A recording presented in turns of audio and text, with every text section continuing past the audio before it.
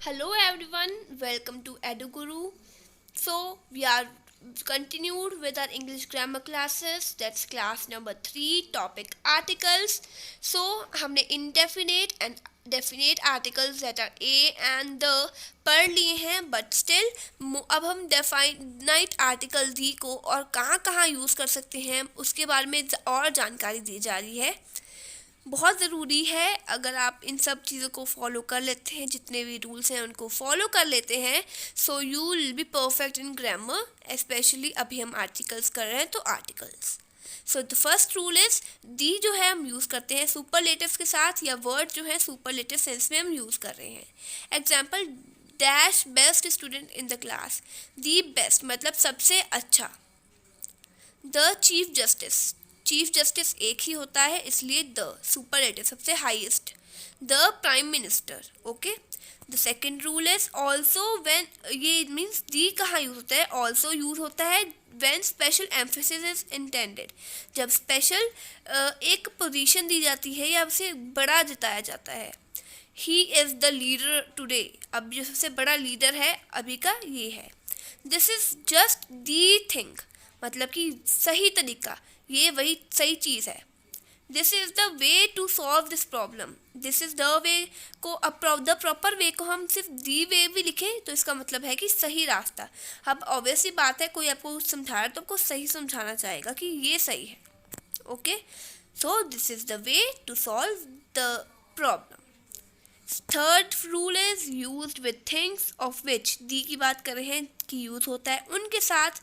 There is only, जो कि पूरे संसार में एक ही है, या जो वेल नोन है बट कैपिटल लेटर से शुरू नहीं होती है. Example, the sun, the moon, the world, the equator, the north, the east.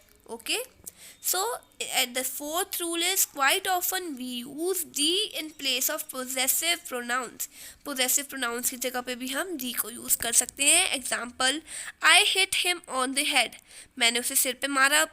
अब ऑब्वियसली बात है, जिसके सिर पे मारा हिम लिखा है तो ऑब्वियसली लड़के के सिर पे मार, तो मैं हिज हेड की जगह पे द हेड लिख सकती हूँ. Disappointment stared him in the face, उसके मुंह पे आके मतलब निराशा छा गई, तो सीधा द फेस लिखा. इसको क्या बताया जा रहा है, हिज फेस और द फेस बात एक ही है, ये बताया जा रहा है. फिर से सुनिए, I hit him on the head, मैंने उसको सर पे मारा, उसको उसके सर पे मारा, तो ऑब्वियसली बात है, इसलिए हम हिज हेड की जगह पे दी हेड लिख सकते हैं. इट मीन्स ये यूज हो सकता है in the place of possessive pronouns. So the fifth rule is the is used with common nouns. Common noun के साथ यूज होता है when one noun is to represent the whole class. एक noun है जब पूरी की पूरी होल क्लास को जब रिप्रेजेंट करना होता है तो हम दी लगाते हैं. The horse is a faithful animal. Horse एक बहुत फेथफुल एनिमल है जिसपे हम विश्वास कर सकते हैं, वो वैसा एनिमल है. अब हॉर्स कोई एक पर्टिकुलर हॉर्स के नाम बारे में नहीं बोला है, पूरी हॉर्स की जो स्पीशीज़ है उसको बोला गया है.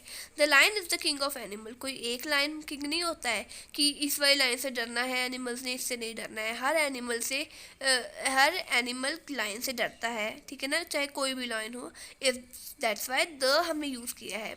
The lion is the king of animal. Lion हर एक लाइन के लिए यूज हो चुका है. We use the with adjective with a plural notion to indicate a class of person. Use कहाँ किया जाता है द को, जहाँ से हम एक पूरी क्लास, पर्सन की क्लास को जब हम डिनोट करते हैं, इंडिकेट करते हैं. जैसे कि the rich should help the poor. Rich, अब कोई भी लड़की भी हो सकती है रिच, लड़का कोई भी जो रिच है उसको पुअर की हेल्प करनी चाहिए, तो यहाँ हमने दी लगाया. अब intelligent should help the weak. Intelligent जितने मर्जी हो, जितने मर्जी वीक हो, इसलिए हमने द लगाया है. The intelligent should help the weak. Next rule, sometimes with comparatives के साथ भी हम इनको यूज़ करते हैं. कैसे? Example, the more we get the more we desire. जितना हमें मिलता जाता है हम उतना ही और चाहते हैं कि हमें और मिले. द हार्डर यू वर्क, जितनी मेहनत करोगे उतना ही उसका फल मिलेगा.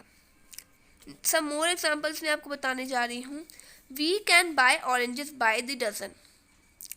दी डजन पर्टिकुलर करती है डजन देने हैं.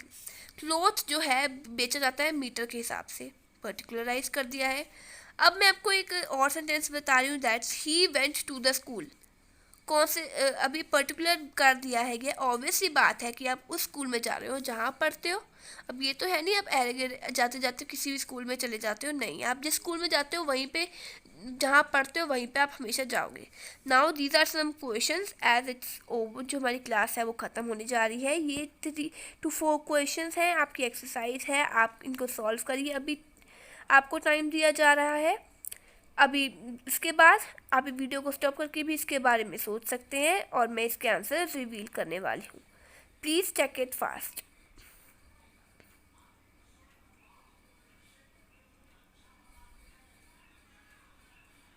सो आई एम स्टार्टिंग। अगर आपको अभी भी सोचने के लिए टाइम चाहिए, आप वीडियो को पॉज करके सोच सकते हैं एंड अपने आंसर्स नोटबुक पे राइट कर सकते हैं ताकि you can match it with my answers. Okay, so first question is dash fox is dash very clever animal. Fox, मैंने बताया अभी आपको, जब हमने पूरी की पूरी एक क्लास या किसी स्पीशी को डिनोट करना होता है, रिप्रेजेंट करना है, तो हम सर दी लगाते हैं। तो यहाँ पे हमने फॉक्स के साथ लगा दिया the fox is a very clever animal. ठीक है, प्लीज़ एक बार फिर समझ लीजिए इसको। The fox is the clever animal. You got it? तो यहाँ आ जाएगा ए। अभी पढ़ के हटे हैं हम। दी लगता है उनके साथ कंपैरेटिव टर्म्स के साथ, जैसे कि जितना हमें मिल रहा है उतना हम और चाहते हैं, जितना हम हार्ड वर्क करते हैं उतना ही बेटर रिजल्ट आता है। The same is like this, जितना आप पढ़ते हैं, जितना आप उस किसी चीज़ को पढ़ते हैं, द मोर यू नो, उतना आप उसको जानकारी पाते हैं उसकी। I have dash elder brother, E is a vowel, so an elder brother, and Y is a consonant, so a younger sister. Now इन दोनों का हमारे पास पर्टिकुलराइज कर दिया गया है, मेंशन कर दिया गया है। तो next is dash younger sister, so the younger sister is wiser. Wiser मतलब कंपैरेटिव टर्म आ गई यहाँ पे, वाइजर मीन्स, तो हम यहाँ पे यूज़ करने वाले हैं दी ऑफ द टू। इन दोनों की बात, द टू लिख दीजिए, इसका ये मतलब नहीं है पता नहीं कौन सी टू की, अभी जो आगे हमने इससे पहले Elder brother and younger sister की बात की है उनको टू लिखा गया है। डैश सन, अभी बता के इससे पहले हमने पढ़ा है कि कोई भी चीज़ जो दुनिया में एक है उस पर भी दी लगता है। तो दी सन राइजेज ईस्ट एक है, दी लग गया, and sets in the west, west एक है तो वेस्ट लग गया। So that's these are the answers, match it with your answers। मैं आपको इनके नोट्स डिस्क्रिप्शन बॉक्स में डाल दूंगी, आप उधर से चेक कर सकते हैं। प्लीज़ अगर आपको वीडियो अच्छी लगती है तो प्लीज़ इसको लाइक कीजिए, मोर अपडेट्स पाने के लिए इसको सब्सक्राइब कीजिए और अपनी नोटिफिकेशंस टाइम पर पाते रहने के लिए मेरे चैनल को सब्सक्राइब करने के बाद जो बटन आता है बेल बटन, उसको आप हिट कर लीजिए। That's all for today's lecture. Thank you.